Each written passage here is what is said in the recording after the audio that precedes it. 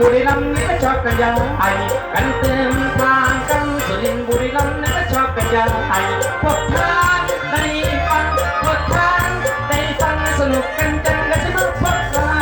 อีสานของเราชอบกินเหล้าร้องเพลงกัน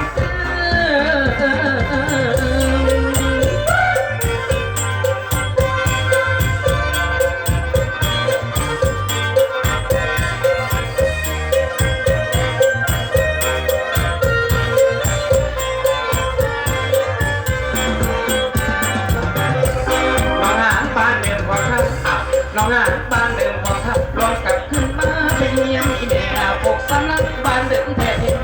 แท้แท้แท้แท้แท้เอาฟ้าเป็นเรื่องอำเภอละพนมหย่อนหย่อน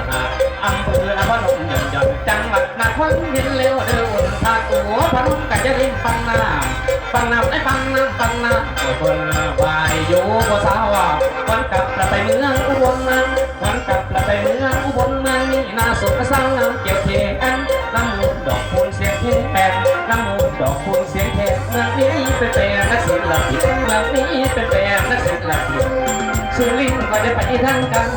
สุรินทร์ก็จะไปทั้งกันทั้งบุรีรัมย์กันนั่นแหละเป็นพวงผู้ว่าเสียงเลื่อนฟังแล้วควันกระจาย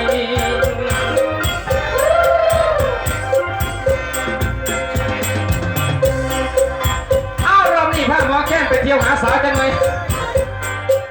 ตั้งแต่หูจักกันมาบอกเลยพัฒนาจ้าเพียงว่าเราพูดว่าได้หาเนี่ยโหเนี่ยเราหมอแค้นยังได้เนี่ยเดียวอยู่พาหมอแค้นไปเที่ยวหาสาว